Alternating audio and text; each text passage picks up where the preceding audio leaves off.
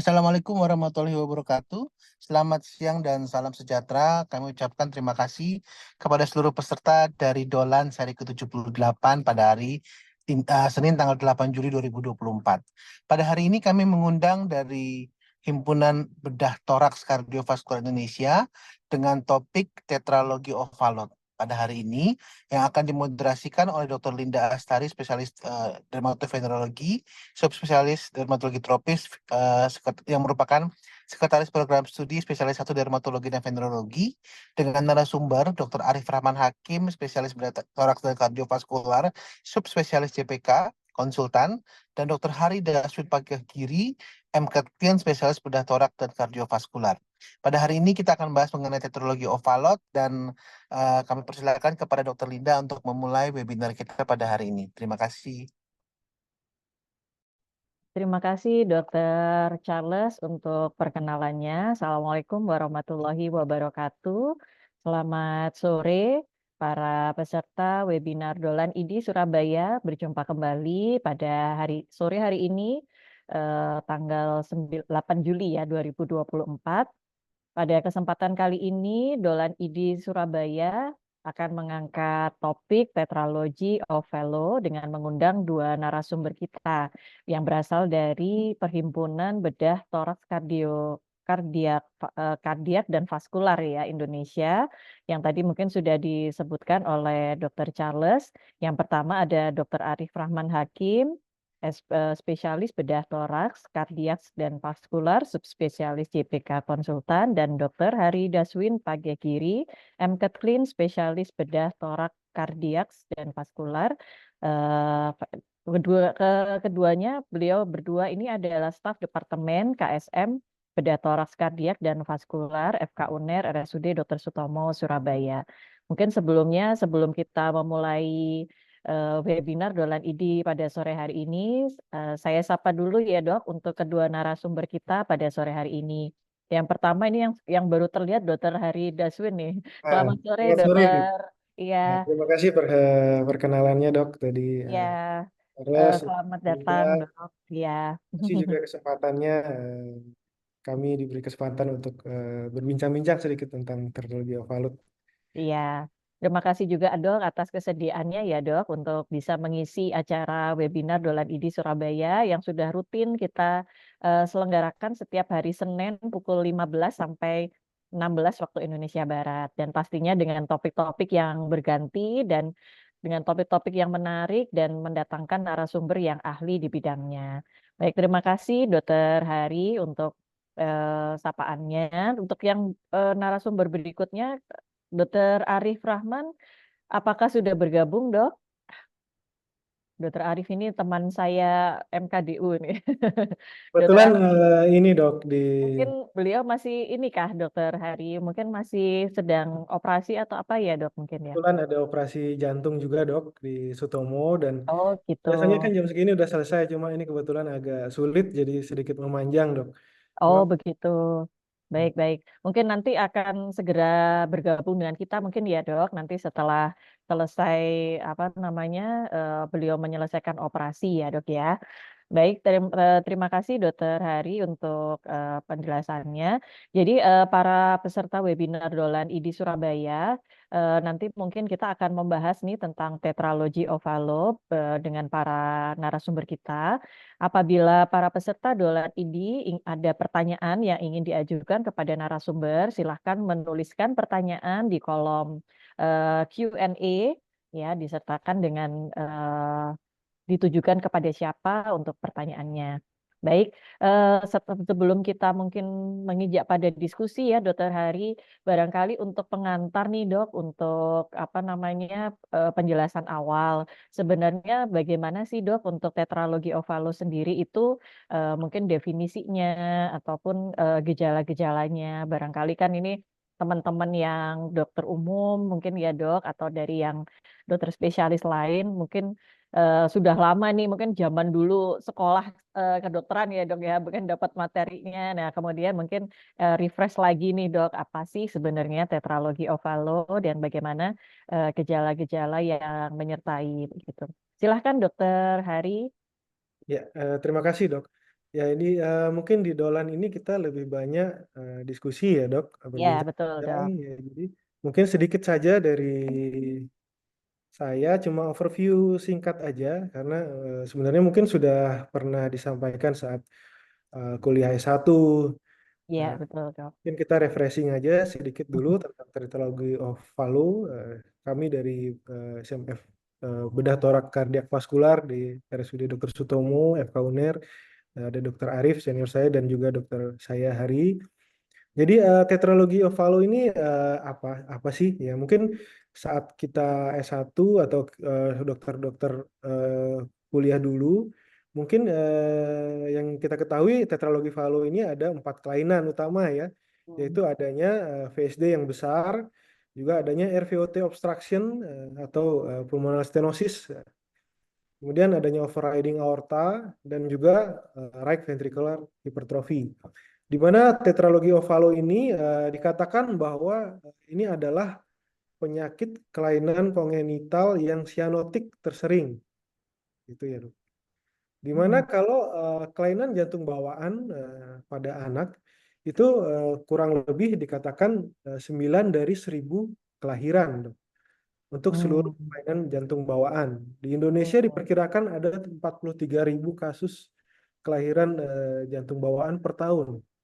Di mana TOF, tetralogi of Fallot ini adalah, kalau penyakit jantung bawaan kan kita ketahui ada yang asianotik, ada yang cyanotik. TOF ini termasuk yang cyanotik yang Diagnostik ya, Dok. tersebut kurang lebih 5-10% dari seluruh congenital heart disease. Di mana kalau kita perkirakan dari 43.000 kasus per tahun dari seluruh kelainan jantung bawaan, diperkirakan 2.000-4.000 kasus per tahun ada TOF. Hmm. Secara histori, pertama kali TOF ini dideskripsikan oleh Etienne Louis Arthur Fallot tahun 1888. Kemudian operasi pertama kali dilakukan oleh Alfred Blalock dan Helen Taussig tahun 1945 dengan melakukan operasi pertama yaitu Bitisan. Kemudian Lee Leahy pada tahun 1954 melakukan operasi koreksi dengan menggunakan cross circulation, dan yang saat ini kita ikuti yaitu Kirklin tahun 1959, dia benar-benar bisa melakukan operasi total koreksi dengan transanular patch. Kemudian selanjutnya lebih berkembang lagi. Nah, yang paling khas pada TOF ini apa sih, Dok? Yaitu adanya biru ya, Dok. Biru yang sering ada episode yang namanya hypoxic spell ya. Atau dia biasanya dia sudah biru, normalnya mungkin saturasi 70-80%. Pada suatu kondisi dia bisa lebih biru dari biasanya, Dok. Ini terjadi dia karakteristiknya kayak gimana, yaitu dari hyperpnea, irritability, encresianosis, di mana dia nafasnya jadi cepat, jadi gelisah dan nangis lebih lama, dan juga lebih biru dari biasanya. Nah, mungkin yang perlu sangat diketahui oleh dokter umum yaitu adalah mengenali Mengenal tanda-tandanya ya, Dok ya. saat terjadi hypoxic spell, karena ini termasuk emergensi. Hmm. Apa yang akan dilakukan pada kalau kita temui hypoxic spell, yaitu pertama treatmentnya yaitu knee chest position. Ini tujuannya untuk meningkatkan SVR supaya darahnya kembali, tidak, supaya ke parunya akan lebih banyak lagi, kemudian memberikan oksigen, juga morfin sulfat, juga atasi dengan asidosis metaboliknya. Dan bila dengan cara-cara tersebut masih tidak respon, bisa dilakukan sedasi dengan ketamin. Ini juga memberikan vasodilatasi dari paru, dan juga diberikan propranolol untuk mengurangi heart rate dan dikatakan adanya stenosis spasme infundibularnya. Nah, karena mungkin kita ini slide terakhir, Dok, karena memang kita lebih banyak diskusinya ya. Iya, Dok. Bagaimana pembedahan pada TOF? Ya, jadi emang ada dua jenis, yaitu satu Bitisan atau kita sebut sebagai pembedahan paliatif, ini bridging sebelum dilakukan complete repair atau total koreksi. Yang kedua ya ini, yaitu complete repair atau total koreksi dari TOF, di mana ini dilakukan VSD closure dan juga pulmonal stenosisnya direseksi. Biasanya juga kita pasang suatu patch. Nah, kapan dilakukan BT-shunt, kapan dilakukan total Kan. koreksi, yaitu tergantung dari kita biasa menggunakan patokan Megun ratio atau rasio diameter RPA dan LPA dibagi dengan aorta diameter setinggi diafragma. Dimana kalau dia masih kecil pembuluh darah parunya, kita lakukan BT-shunt terlebih dahulu.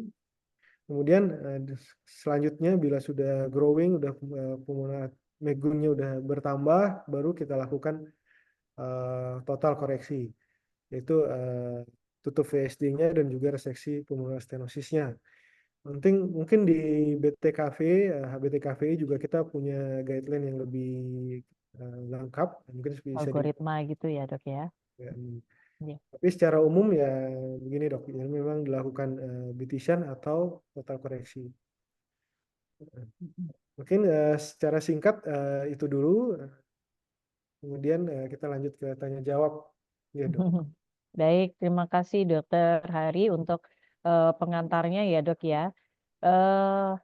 Mungkin ini belum ada pertanyaan yang masuk dok dari peserta, mungkin sambil menunggu ya dok ya. Saat ini peserta mencapai hampir ya 450 peserta ini dok. Ya, mungkin sambil menunggu ya dok ya. Sekali lagi mungkin kepada para peserta yang ingin bertanya kepada narasumber kita, Dokter Hari Daswin yang sudah bergabung tentang tetralogi ovalo, saya persilahkan. Baik Dokter Hari, tadi kan dikatakan memang ini adalah merupakan kelainan jantung bawaan yang termasuk sering ya dok ya pada bayi ya dok ya, karena memang dia kan kongenital begitu ya dok. Kemudian apa namanya ciri khasnya tadi dikatakan adalah hypoxic spell gitu ya dok ya. Nah kemudian saya ingin bertanya dulu dok, mungkin sebelum ada pertanyaan dari para peserta, apakah memang ada derajat keparahan dari tingkat ininya dok, apa tingkat kelainannya ya dari tetralogi ovalo ini yang mungkin itu bisa menentukan untuk tata laksananya begitu dok, atau seberapa emergensinya begitu tuh, apakah memang ada semacam ini ya dok ya, pembagian derajat keparahan atau derajat ininya kelainannya begitu dok? Iya dok, jadi TOF ini memang secara klinis dia bervariasi dok, dari yang nggak terlalu biru, biasa kita sebut dengan pink fallow, dia tergantung dari derajat stenosis pulmonalnya dok. Oke. Yang mild, moderate, dan juga severe dok. Dimana yang mild, yang mungkin dia VSD dengan mild PS, mungkin ada kasus-kasus yang memang nggak kelihatan biru, dia saturasi masih di atas 90%, masih kita sebut dengan pink fallow. Ya semua tergantung dari derajat severitas dari PS-nya ya. Memang ada mild, moderate, dan severe, dan semakin severe, semakin biru dia tentu saturasi semakin rendah sih. Ya, Dan kemungkinan terjadinya spell mungkin biasanya lebih sering. lebih sering ya dok. Baik. Nah, itu kalau yang derajat mild begitu, yang misalkan pink fallow gitu, eh, ketahuannya itu gimana dok? Maksudnya apa memang gejalanya nggak terlalu kelihatan gitu ya dok? Tapi maksudnya kalau bagaimana kita mendeteksi bahwa ini memang ada kelainan atau ini dok, tetralogi ovalonya, tapi yang derajat ringan begitu dok? Biasanya dia memang biasanya secara natural history dari TOF dia memang biasanya seiring bertambahnya umur dia akan semakin biru dok. Oh, Dan semakin ini mungkin ya dia dok. lebih Ternyata. belakangan ke ketahuannya.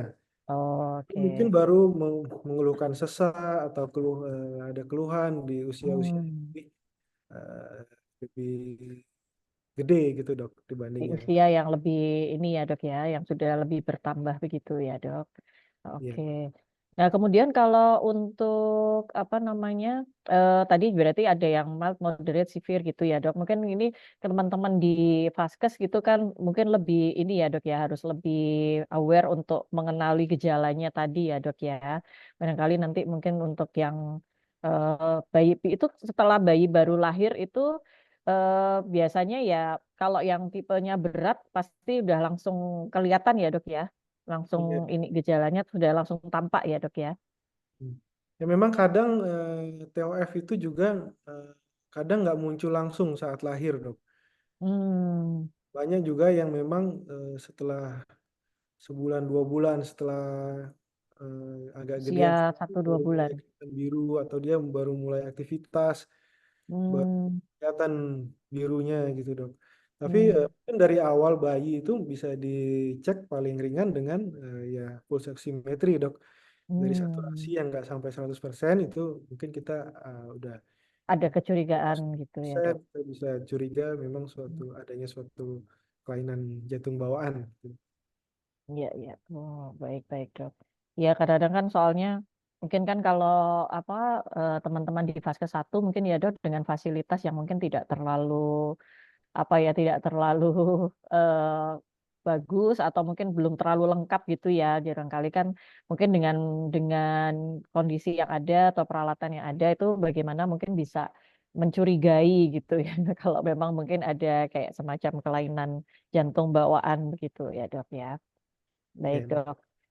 Kemudian untuk tata laksana tadi itu kan ada spell treatment ya, Dok ya, dengan knee chest position, kemudian diberikan oksigen, kemudian juga injeksi morfin dan kemudian juga ini kan berarti harus sudah dirujuk ya, Dok ya, pastinya ya ke vaskes yang lebih lanjut atau dari teman-teman di vaskes 1 bisa melakukankah, Dok? Apakah itu termasuk kompetensi untuk dokter umum begitu, Dok? ya mungkin kalau derajat ringan sampai memang harus dirujuk sih, dok. Hmm. Untuk paling nggak di paling nggak bisa dilakukan ekokardiografi untuk mengetahui Hmm. ada enggaknya kelainan ya, dok. Salah satunya ini mungkin ada juga yang bertanya ya kenapa ini chest position ya, dok. Mm-mm. Jadi kadang dengan jadi pada kondisi spell itu terjadi biasanya peningkatan shunting di mana biasanya saturasi misalnya 70-80% jadi turun ke 60-70% atau 50% atau di bawah itu saat pasiennya misalnya menangis atau beraktivitas. Pada Ya. kondisi tersebut kadang dia syannya jadi lebih banyak, dok, dari biasanya. R to L-nya karena tekanan parunya lebih tinggi karena dia menangis atau Mm-mm. mana jadi yang kecuri ke sistemik lebih banyak, dok. Oh, jadi Coagulation makin sianotik tadi ya, Dok ya. titik makin biru dan Mm-mm. salah satu cara untuk menurunkan itu adalah dengan meningkatkan sistemik vascular resisten. Hmm. Salah satunya yang paling gampang ya dengan Hini chest position. Jadi tekanan sistemiknya ditingkatkan biar balik lagi ke parunya Balik lebih lagi banyak. ke paru. Hmm. Itu paling gampang. Tapi memang nggak semuanya bisa selesai dengan Hini chest Meninjau. position, dok. Mm-mm. Tergantung ya yang pertama juga ya harus tenangkan anaknya, dok, karena Iya, dia kan betul. Untuk eh, mengurangi tadi ya, Dok ya. kalau ditenangkan dia bisa paling nggak pulmonary vascular resistennya bisa jadi turun. Terus juga karena hipernya eh, CO2 kadar CO2 darahnya jadi lebih tinggi gitu ya memang itu jadi lingkaran setan harus Iya, harus diputus ya, Dok ya. harus Lingkaran setannya diputus. ya. Eh, Ya kalau memang untuk pertama ya memang ini chest position, oksigen, tenangkan atau beri obat-obatan yang meningkatkan SVR. Tapi kalau memang tidak bisa diatasi dengan tersebut ya memang harus dilakukan sedasi sampai intubasi dulu, dok. Hmm. Masuk obat-obatan yang juga menaikkan SVR. Dan kalau memang dengan intubasi juga tidak bisa berhenti, spell masih tetap spell, tidak saturasi tidak Hmm. kembali ke 70-80 ya kita lakukan sitobitisan. Hmm. Langsung situ ini ya, Dok ya. Memang Itu harus di center yang di cukup center yang memang bisa melakukannya, Dok ya. Itu knee chest position berarti posisi lutut itu ditaruh di dada begitu ya, Dok ya. ya, dok. Ditekuk, intinya Ditekuk, di sisi diposisikan. pahanya itu biar Hmm. makin tertekan Iya, arteri femoral kanan kiri, jadi iya. SVR-nya meningkat. Gitu. Oke, baik-baik. Baik, terima kasih Dokter Hari untuk penjelasannya. Mungkin tadi sekilas ya, Dok. berikut ini sudah ada pertanyaan yang masuk nih dok. Ya mungkin saya langsung ke pertanyaan yang sudah masuk ya dok. Yang pertama dari Dokter Iseli. Selamat sore Dokter Hari. Mau menanyakan apakah ada faktor-faktor yang mempengaruhi bayi akan mengalami TOF walaupun kita tahu TOF itu merupakan kelainan bawaan ya. Jadi barangkali ini sebelum terjadi TOF ya dok ya, ini ada faktor-faktor risiko tertentu begitu dok untuk bayi itu kemudian mengalami TOF begitu dok. Mungkin bisa sedikit dijelaskan Dokter Hari, silakan dok. Jadi eh, namanya suatu kelainan jantung bawaan itu ada masalah saat fase pembentukan jantung, dok. Organ. Jadi semua kondisi saat hamil, entah itu Hmm. demam, infeksi, atau riwayat pengobatan atau jamu-jamuan saat hamil, terutama saat organogenesis ya dok, saat pembentukan jantung. Di mana pada pembentukan jantung itu banyak prosesnya dok. Hmm. Dia masih tubing, masih berupa dua pembuluh darah, kemudian looping, kemudian ada septasi, dan pada fase TOF ini jadi kegagalan saat eh, pemisahan dari trunkus arteriosus. Jadi awalnya dia aorta sama pulmonal satu, kemudian Mm-mm. dia selama pembentukan jantung itu dia Terpisah. terbentuk septum spiral, di mana dia Ya.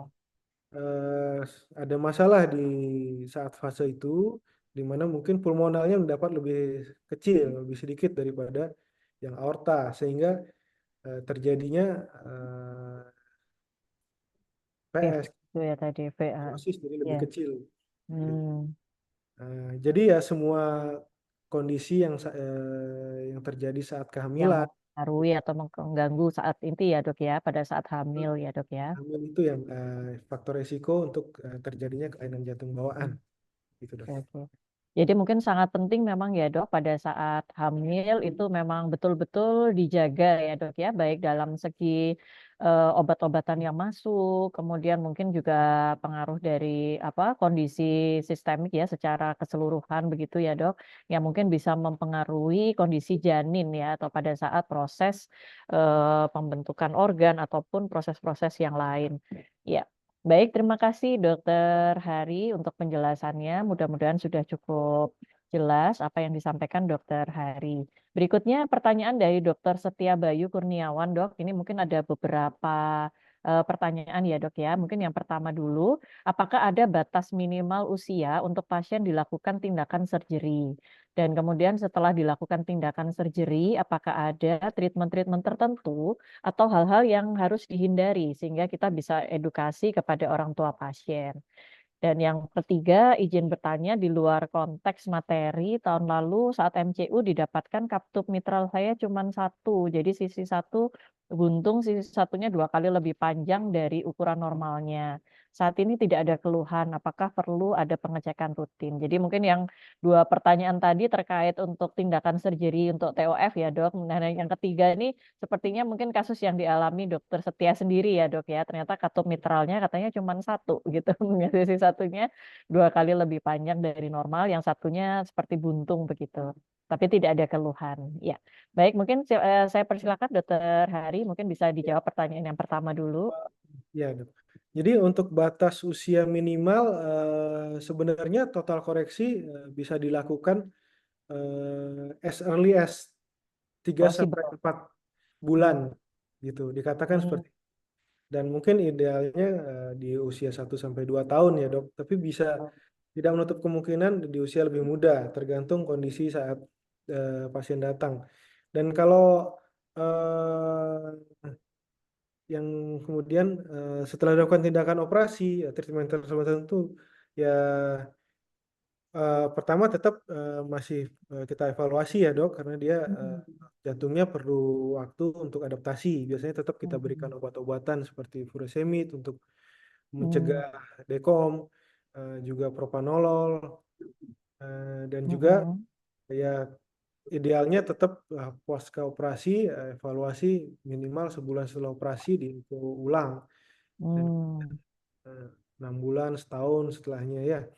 tetap masih ada treatment-treatment tertentu atau follow up lanjutan Follow pasca. up lanjutan ya dok ya. Pertama apalagi misalnya operasinya ternyata BT-shunt. Kan bisa dua dok, ada BT-shunt atau Iya, total sama koreksi. tadi yang total koreksi tadi ya dok ya. Kalau usia-usia belum cukup atau belum ideal untuk dilakukan total koreksi ya biasanya misalnya sudah biru duluan ya kita BT-shunt dulu dok. Nah, kemudian follow up lanjutannya kalau BT-shunt ya minimal 6 bulan kita ukur ulang atau dilakukan kateterisasi ulang untuk mengetahui apa sudah cukup untuk dilakukan Ya, koreksi. total koreksi. Kemudian untuk kelainannya Dokter Setia Bayu Kurniawan ya, yang memang ada suatu kelainan-kelainan katup tertentu ya, dia termasuk bagian dari yang asianotik ya dok, asianotik yang obstruktif mungkin, di mana mitral leaflet cuma satu. Memang ada kelainan-kelainan tertentu seperti paling sering itu parachute mitral leaflet, di mana dia memang cuma hanya satu mitral. Katup mitral itu kan biasanya dua, ada anterior, posterior, dia cuma satu. Jadi kalau udah terjadi seperti itu ya memang tetap harus diobservasi terus. Memang dia lebih resiko terjadi mitral stenosis atau mitral regurgitasi kalau memang sudah ada keluhan atau dari ekoevaluasinya dikatakan memberat kelainannya ya memang masih harus dilakukan tindakan mungkin dok. Betul. Tapi selama belum ternyata dievaluasi nggak ada stenosis ataupun nggak ada regurgitasi dan masih belum ada keluhan, mungkin masih bisa diobservasi lebih dulu dok.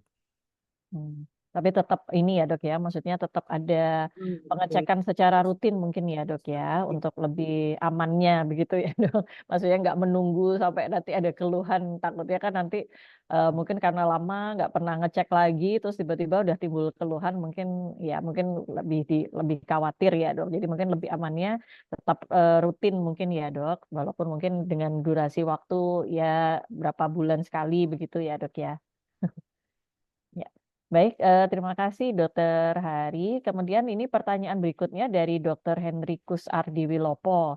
Apa saja dok perkembangan terbaru dalam penanganan dan pengobatan tetralogi ovelo? Apakah mungkin ada teknik-teknik ataupun ini dok, apa namanya terobosan apa teknik operasi yang terbaru atau bagaimana dok?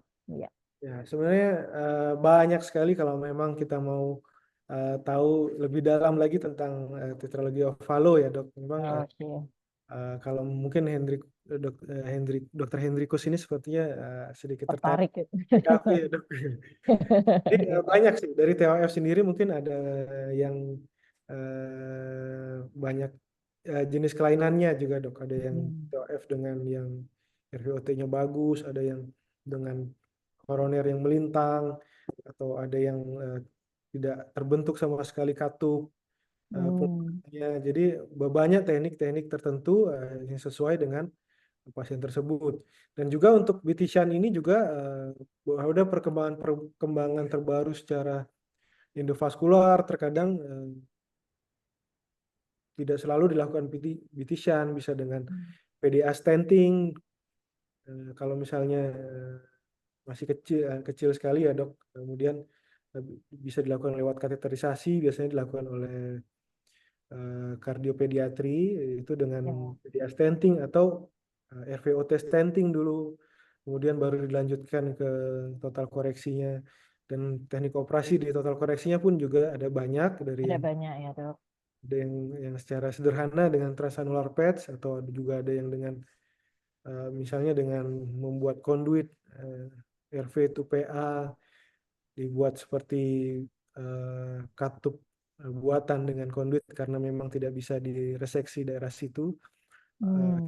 Dengan Rastelli juga ada juga yang mungkin kita harus buatkan katup pulmonal buatan, misalnya dengan prosedur ataupun replace katup pulmonal gitu dok. Mungkin kalau memang lebih tertarik bisa lanjut ke bidang TKV dok. Ya. Iya, iya dok, ini sekalian promosi ini. Iya dok, pastinya sih pasti banyak ya dok ya, teknologi ataupun teknik-teknik yang terbaru ya dok, menyesuaikan dengan berbagai perkembangan teknologi juga sih ya dok ya sekarang ini. Tadi tuh saya tertarik dok, tadi ada mungkin penggantian katup ya dok, menggunakan katup buatan. Itu katup buatannya tuh dari apa dok, untuk kalau boleh tahu? Ya, biasanya sih ada yang memang di mana TOF dengan koroner yang melintang atau yang tidak ada Heeh. ya, atau yang atresia Mm-mm. itu kita lakukan tindakannya rasteli, itu dibikin kayak jembat apa ya, pembuluh darah dari Heeh. V ke pulmoner arteri. Nah, itu sudah Hmm. ada katupnya, biasanya itu namanya Contegra sih dok. Itu Hmm. bahannya biasanya bovin dok, dari Bovin. bovin Hmm. dari sapi dok. Oke, oke. Nah, itu Sering juga anu ya dok ya, teknologi juga ya dok ya untuk pembuatannya itu. Jadi itu memang apa bisa tahan lama gitu ya dok? Maksudnya dipakaikan di. ya kayak kayak gitu memang kadang karena dia tidak ikut tumbuh, kalau dia Heeh. di operasinya ya nanti suatu saat akan operasi lagi. Oh, perlu Kalau dia diganti udah agak begitu ya gede dok ya. gitu dok. Hmm. Oke, oke. Baik, baik dok. Menarik juga ya dok ya. Ya, baik dok. Memang tetap diusahakan bisa dengan katup pasien itu dulu sendiri. Kecuali kalau memang Kalau ini teknis ya terus ya. sulit atau tidak bisa gitu, dok. Oke, oke. Baik dok, terima kasih dokter Hari penjelasannya. Ini pertanyaan berikutnya nih, tadi mungkin hampir sama nih seperti pertanyaan dokter Iseli ya tentang risk faktor terjadinya TOF.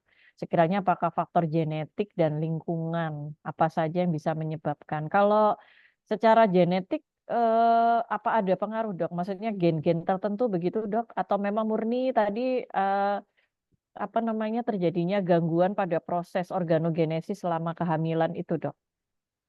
Jadi secara genetik mungkin bisa ya dok, tapi mungkin memang harus diperdalam lebih lanjut. Memang Hmm. beberapa kelainan-kelainan tertentu, misalnya seperti Down syndrome, itu Ya. resiko untuk terjadinya kelainan jantung bawaan itu lebih tinggi dok. Hmm. Entah itu TOF, VSD, ataupun kelainan lain. Ya.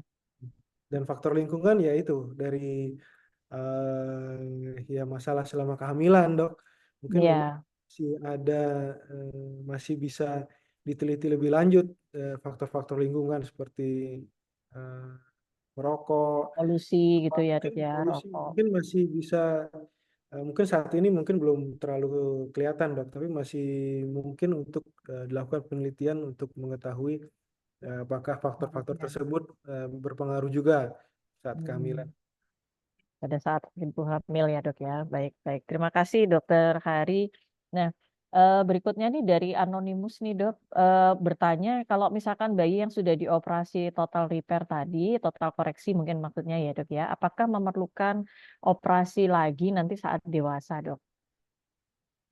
Nah, tentu setelah total koreksi kita perlu eh, follow up lebih lanjut, dok. Mm-mm. Terkadang ya memang waktu kecil kita sudah operasi, katupnya direseksi, pulmonary valve stenosisnya udah Ya. direseksi, pastinya ditutup. Cuma katup pulmonal yang memang tidak tumbuh dengan baik saat bayi itu, mungkin sekali dia waktu udah gede eh, masih ada kelainannya, bisa Hmm. terjadi pulmonal regurgitasi atau muncul lagi pulmonal stenosis. Memang tidak jarang ada pasien-pasien TOF setelah dikoreksi waktu bayi, saat di usia dewasa di eko ternyata perlu operasi Tindakan lanjutan seperti lanjut. penggantian Hmm. katup pulmonal, dok. Hmm. Masih ya dok, masih perlu Masih uh, perlu ya, Dok ya. perlu follow up lebih lanjut gitu. Mm-mm.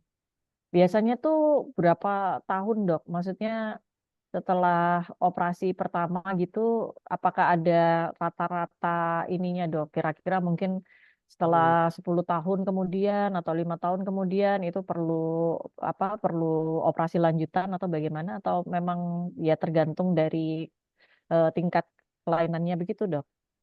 Ya, memang tergantung dari tingkat kelainannya sih, Dok.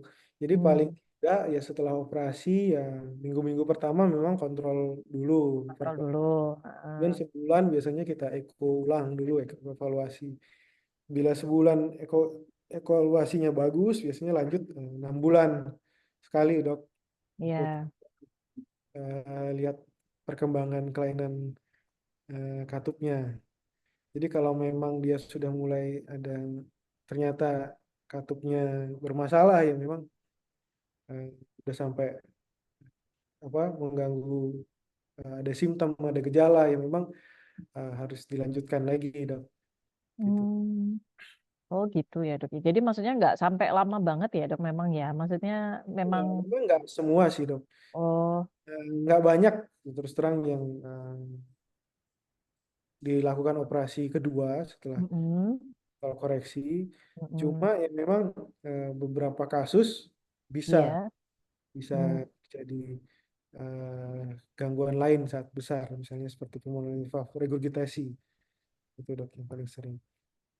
Oke, ya sebenarnya mungkin nggak banyak ya, Dok, tapi tetap mungkin memang memerlukan evaluasi lanjutan ya, Dok, ya. Wah, kalau sudah dioperasi pada saat kecil, jadi tetap ada kemungkinan untuk operasi lanjutan itu tetap ada ya, Dok, ya. Nanti tergantung dari tingkat kelainannya begitu ya, Dok, ya. Baik, Tapi terima kasih ya, memang Dok. total koreksi udah Mm-mm. nggak biru lagi, udah seperti Hmm. kita seperti anak, ya saturasi sudah seperti anak pada umumnya gitu, Dok. Jadi udah kayak orang Memang normal begitu ya, Dok, ya, tanpa kelainan begitu.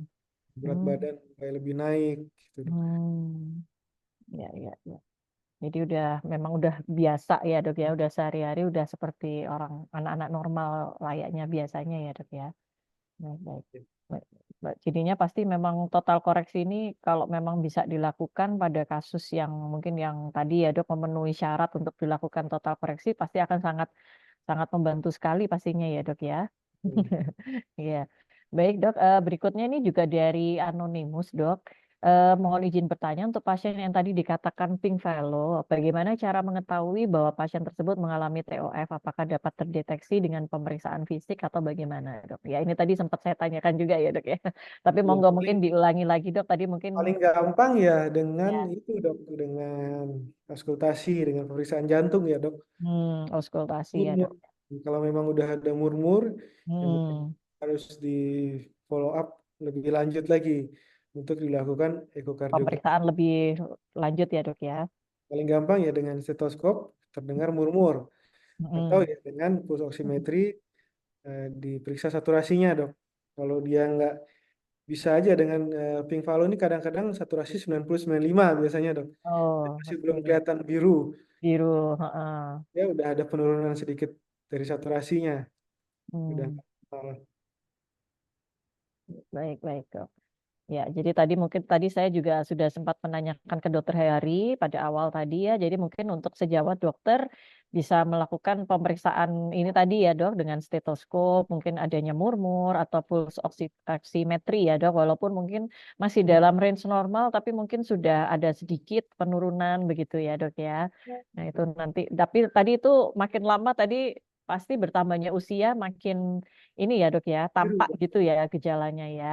Ya, jadi mungkin juga seiring bertambahnya umur, dan maka gejalanya akan semakin terlihat begitu, dokter. Ya, ini cuma tadi nggak menulis namanya ya. Baik, kemudian ada pertanyaan lanjutan nih, Dok, terkait tadi sindrom Down ya, Dok, ya. Kalau faktor genetik tadi, apakah benar memang TOF ini sering terjadi pada anak-anak dengan sindroma Down? Ya,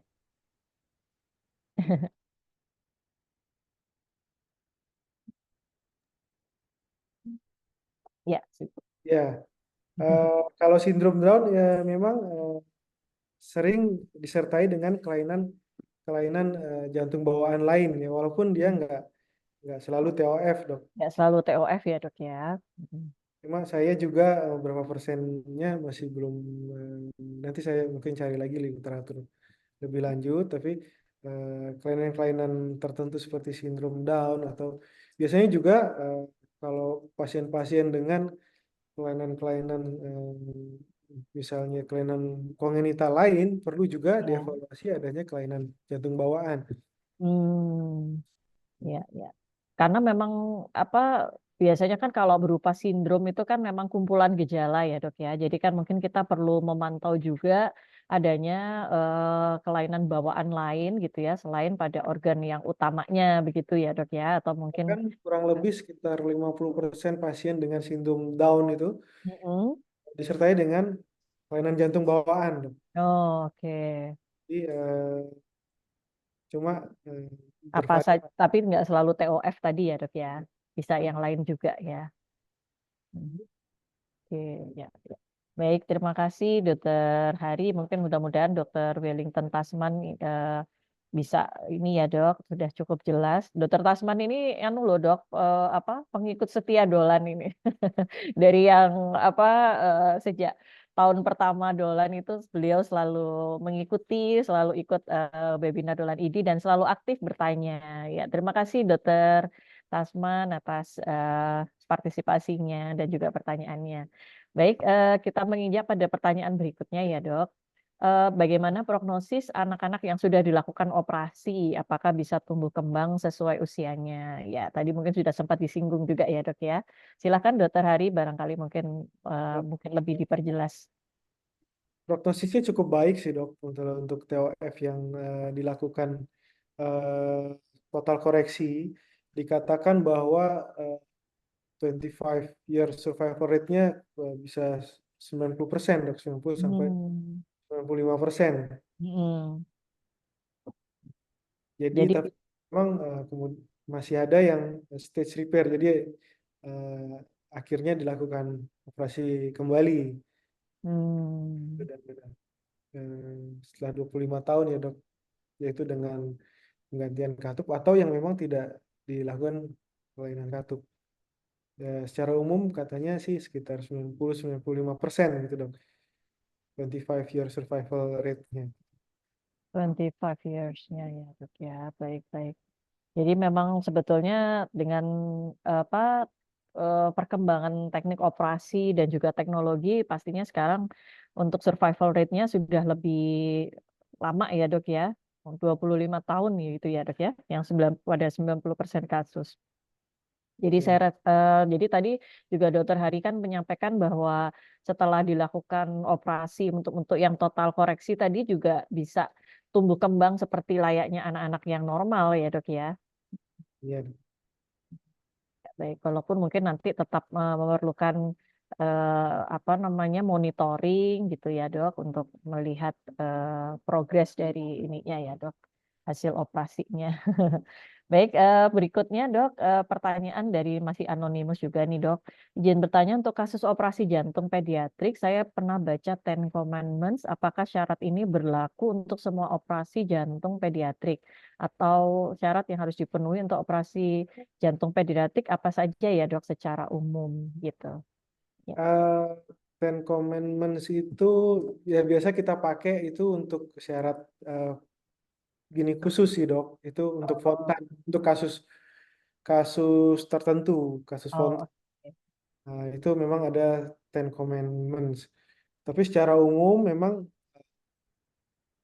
sebenarnya operasi jantung bawaan ya itu bisa dibilang usia 3 sampai 4 bulan pun kita lakukan kalau memang dia sifatnya emergensi ya dok.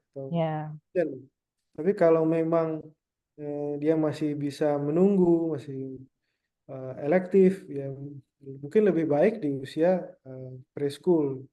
Ya, hmm, karena memang semakin kecil ya memang resikonya semakin tinggi oke. untuk pasca operasinya, gitu dok. Ya kalau yang elektif ya mungkin sebisa mungkin di usia preschool gitu dok, sebelum sekolah. Yang kalau memang emergensi ya 3 sampai 4 bulan pun kita lakukan tindakan. Lakukan tindakan ya dok ya. Dietitian gitu. Hmm, oke, oke. Tadi kalau di pengalaman Dokter Hari sendiri dok, di Dokter Sutomo atau mungkin yang pernah ditangani oleh Dokter Hari, paling kecil usia berapa dok? Yang pernah dioperasi ini dok, kasus TOF. Dan paling kecil 3 kilo Oh pernah. gitu, kayak bayi baru lahir ya dok ya, 3 kilo. Ya, memang dia beratnya nggak bisa naik-naik gitu dok. Hmm. karena Mm-mm. memang Iya. ada kelainan jantung bawaannya, jadinya dia gangguan tumbuh kembang, nutrisinya juga Mm-mm. nggak bagus, walaupun misalnya usianya udah 3 bulan 4 bulan, tapi kadang beratnya ya nggak naik-naik malah turun. Naik-naik ya dok. Hmm. Kan Bitishan yang usia ya walaupun memang high risk dok, yang Hmm. berat badan rendah itu ya tentu high risk. Tapi kalau kita tidak lakukan tindakan, terkadang ya pasti meninggal juga gitu dok. Hmm. Ya kita lakukan juga gitu. Hmm. Paling tidak itu masih ada harapan ya dok ya dengan dilakukan operasi walaupun memang resikonya pasti lebih besar juga gitu ya dok ya. Dan nggak tahu juga nanti bisa survive atau enggak gitu ya dok ya. Tapi paling tidak. Small baby memang Oh. rekomendasinya lebih baik mungkin dilakukan PDA stenting atau RVO Hmm. stenting dulu. Hmm. Harapannya lebih gede itu dok, Iya baik. Oh, oke oke dok. harapan hidup. Nanti itu setelah dilakukan tindakan itu dok, misalkan kayak beautician itu untuk perawatannya sendiri ada khusus gitu nggak dok? Untuk terus anaknya tuh apa nggak boleh gimana apa untuk maksudnya untuk perawatan anaknya sendiri tuh harus seperti apa gitu dok untuk mencegah apa ya mungkin yang komplikasi yang timbul setelah pasca operasi atau bagaimana dok? Ya untuk bitisan karena kita lakukan pemberian graft atau pembuluh darah, jadi memang post op kita biasanya kasih pengencer darah dok. Hmm. Dan kemudian setelah early post op, kemudian 3 hari itu setelahnya biasanya mulai ke yang oral, yang aspirasi. Oh. Ya memang pasca operasi sangat penting untuk eh, diteruskan anti plateletnya dok. Mm-mm. Kan 2 minggu lalu saya baru aja operasi bitisan, rebitisan dok, karena dia sudah pernah bitisan 2 tahun lalu, Mm-mm. berhenti minum obat pengencer darah, bitisannya buntu, Oh. padahal belum cukup untuk total koreksi juga dok. Jadi Hmm. bitisan lagi gitu. Jadi memang penting memang keluarga atau pasien untuk follow up lebih Iya. lanjut. Kalau loss of follow up ya kayak itu lagi. Hmm.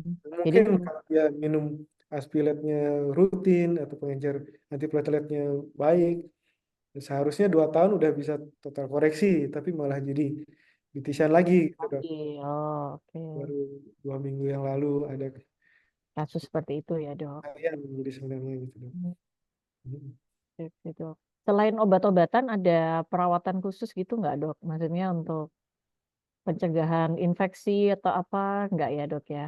Maksudnya Mungkin untuk post op memang rehabilitasi dok. Biasanya kita eh, rubber juga dok dengan rehab dengan rehab. Oh, oke. di ICU juga dok. Yang memang namanya pasca operasi jantung memang semakin mobilisasi semakin cepat, maka semakin pemulihannya biasanya semakin bagus dok. Ya memang Oh, dari rehab biasanya juga bagus di dalam hal melatih nafas untuk mencegah terjadinya infeksi, latihan batuk, hmm. sampai mulai jalan lagi memang penting sih dok.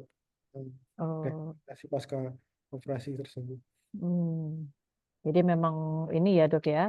Ada Ada rubber tahap-tahapannya juga ya, dok. Dok ya. Mm. Kita Ada bahkan perawatan. rutin dok semua operasi jantung udah langsung rubber dengan rehab medik. Backup ya Mendik ya dok ya. Baik-baik dok.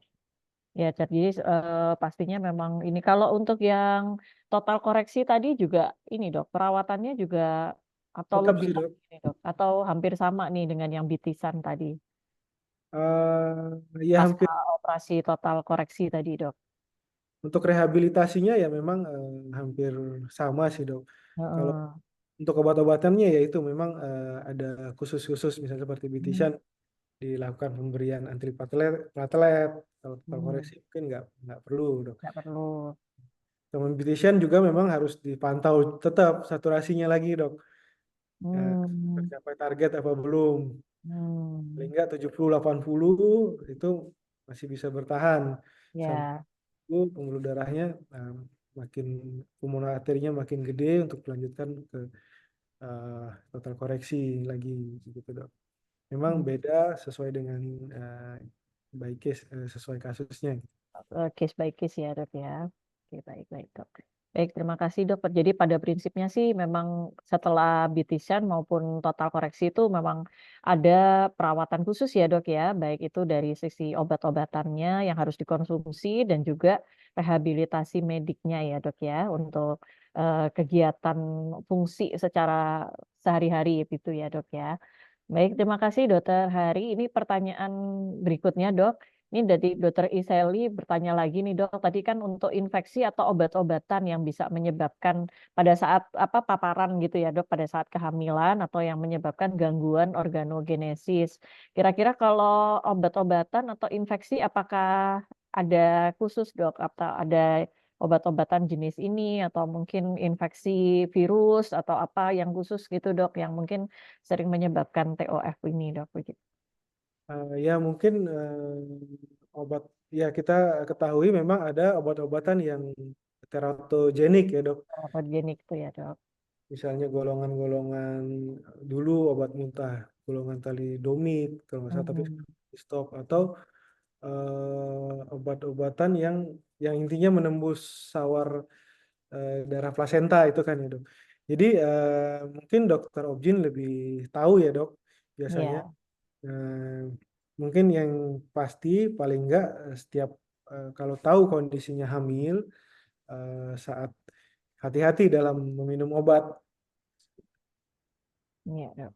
Apalagi terutama yang memang bersifat Setiap obat teratogenik. Ya. mungkin kita harus search dulu Mm-mm. ini eh, bisa menembus sawar darah plasenta apa enggak, atau mempengaruhi golongan teratogenik apa enggak, yang mungkin ada kalau nggak salah kan ininya ya dok, Iya betul. bukunya yang memang setiap obat kita search. Ada kategorinya kan dok. Jadi kan ada yang kategorinya pregnancy itu ada yang C gitu ya dok. Kadang kan D atau X mungkin ya. Kalau X kan memang betul-betul tidak boleh diberikan pada ibu hamil begitu ya dok ya. Ya jadi mungkin itu bisa menjadi panduan begitu ya dok ya untuk kita para dokter yang akan memberikan obat kepada ibu hamil untuk ya ini saya rasa sih tidak hanya untuk mencegah terjadinya TOF ya dok ya, tapi juga mungkin kelainan-kelainan Bawaan lain yang secara umum. yang lain ya dok ya, secara umum. Baik-baik, terima kasih Dokter Hari. Berikutnya dari Anonymous juga dok, izin bertanya, apakah ciri khusus pasien TOF saat mengalami spell dengan pasien kegawatan jantung lain seperti ALO? Matur nuwun. Apakah ya mungkin Kalau maksudnya? ya mungkin gini ya. Kalau TOF yang spell ya memang kalau TOF ciri khasnya kan paling nggak dia sudah memang biru sejak eh, Kecil gitu ya. kecil ya dok. Terus di jari bisa kita lihat adanya clubbing finger ya. Hmm, Artinya dia udah cyanotic kronis gitu ya. ya, ya. Dan dan saturasi rate biasanya ya 70-80. Kemudian saat dia spell ya memang karakteristiknya dia jadi hypernya atau Hmm, nafasnya iritan lebih sedikit. cepat, Ya, hmm. menangis lebih lebih lebih lama atau irritability. Terus ya birunya kelihatan lebih biru dari biasanya. Biasanya cyanosisnya sentral ya kelihatan di Hmm, pinggir, dan juga jari-jarinya ada clubbing finger. Kalau alo mungkin biasanya kalau lebih sering memang terkena pada pasien-pasien dewasa ya dok. Karena dekom, karena gagal jantung kiri, itu biasanya saturasi sih masih masih di atas 90 ya dok. Eh, dan juga biasanya terdengar ronki di seluruh lapangan paru. Kalau di TOF mungkin kita auskultasi, eh, murmurnya jadi eh, terdengar lebih lebih kecil dari biasanya malah dok. hmm, Karena yang ke parunya biasanya kan murmurnya terdengar karena pulmonal stenosisnya. Nah, ya, banyak yang kecuri ke sistemik, yang ke paru jadi nggak, nggak ada. jadinya berkurang katanya gitu dok. Murmur yang biasanya kita dengar kencang banget, mungkin dia Malah. intensitinya Hmm, ringan. Mungkin kalau alo kita bisa auskultasi ya lebih sering terdengar ronki di seluruh lapangan. Hmm. Baik, baik, Dok. Jadi mungkin ada sedikit perbedaan ya, Dok ya, ada perbedaan gejala antara tadi yang TOF dengan ALO ya, Dok ya, baik dari sisi pasiennya, kemudian juga gejala yang menyertai begitu. Ya.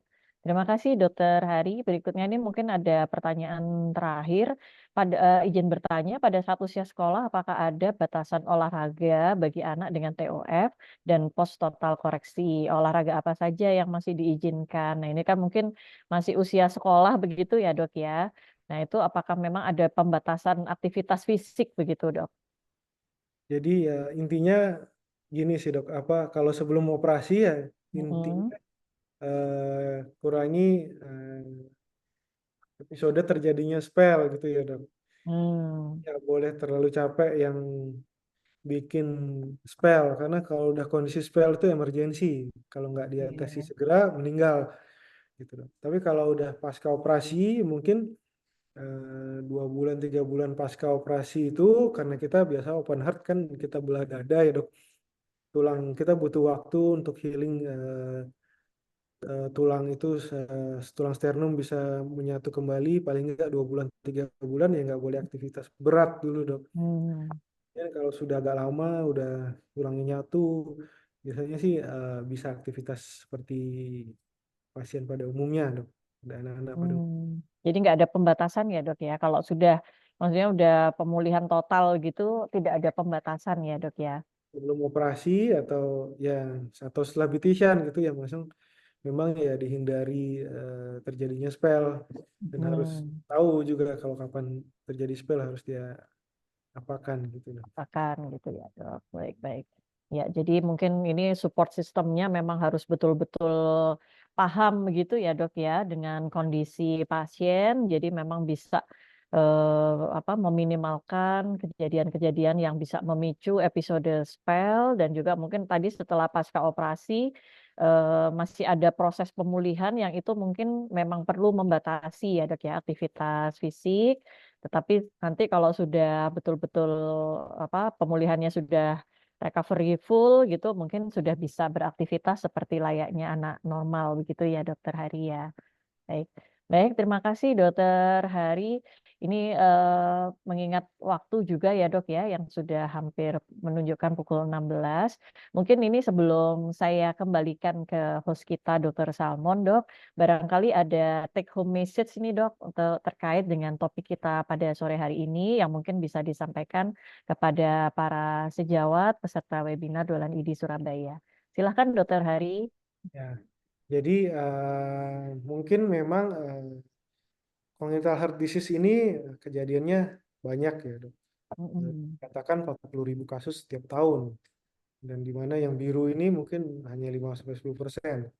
Nah, Mm-mm. memang penting, sebagai dokter umum memang banyak sekali pasien-pasien yang datang ke tempat kami itu udah lanjut, tidak Hmm. terdeteksi sejak awal dok. Ya mungkin Ya. dokter umum kita titip paling nggak minimal dengan auskultasi dan juga Terus, pulse oximetry, mungkin bisa di screening lebih awal supaya datang tidak dalam kondisi yang berat gitu dok. baik, baik. Terima kasih Dokter Hari. Jadi mungkin ini mohon titip ya, Dok ya, untuk para sejawat mungkin lebih ke screening atau deteksi dini ya, Dok ya, dari pemeriksaan fisik tadi dengan menggunakan stetoskop dan juga pulse oximetry begitu ya, Dokter Hari ya. Baik. Terima kasih banyak Dokter Hari atas sharing ilmunya. Ini sayang sekali Dokter Arif ternyata mungkin masih belum selesai ya, Dok ya, operasinya. Jadi tidak bisa bergabung dengan kita semua, tetapi mudah-mudahan itu tidak mengurangi ini ya, Dok ya, apa yang sudah disampaikan Dokter Hari. Saya rasa sangat lengkap sekali, dan tadi juga banyak pertanyaan yang diajukan oleh peserta webinar Dolan ID. Mudah-mudahan apa yang di-sharingkan atau yang disampaikan Dokter Hari pada sore hari ini terkait topik tetralogy of Fallot bermanfaat untuk sejawat semuanya, baik dokter umum maupun dokter spesialis bedah torak kardiak vaskular dan juga dokter spesialis yang lain.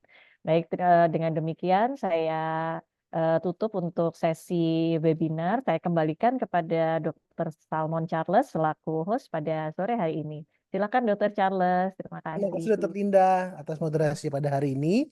Kepada Dr. Hari Daswin Pagargiri juga terima kasih dokter. Banyak informasi yang kita dapatkan, terutama bagi kami juga dokter-dokter kandungan agar lebih berhati-hati dalam meresepkan obat-obat dan mungkin tambahan bagi rekan-rekan yang mengikuti hari ini. Sebenarnya cukup gampang untuk menilai kategori, cukup tulis nama obatnya di Google, obatnya tambah kategori pregnancy, akan ketahuan ABCDE-nya. Jadi mungkin sebagai tambahan untuk dokter-dokter di lapangan sebelum memberikan kepada ibu hamil dan menyusui juga. Ya kan Ya, kadang-kadang kalau sudah ibu hamil nggak boleh, menyusui juga nggak boleh. menyusui juga nggak boleh, ya betul Gitu. Dr. Charles. Terima kasih, sungguh baik sekali tema hari ini tetralogi ovalut memang banyak sekali saya temukan gitu dokter. Jadi semoga ini berguna bagi seluruh dokter yang ada di fase 1 maupun dokter-dokter yang ada di praktek klinik pribadi. Tidak lupa kami undang kembali bagi seluruh peserta Dolan bahwa minggu depan tanggal 15 Juli kita akan masuk ke seri ke-79 dengan topik struma dengan moderator Dr. Hula Hanifa dan narasumber Profesor Dr. Muhtarum Yusuf, spesialis telinga hidung tenggorokan bedah kepala leher, subspesialis onkologi konsultan, dan Dr. Slamet Suwondo, spesialis telinga hidung tenggorokan bedah kepala leher, subspesialis onkologi konsultan dan merupakan dokter spesialis THT RSUD Dr. Sudono Madiun, dan juga Prof. Muhtarum merupakan guru besar FK UNER.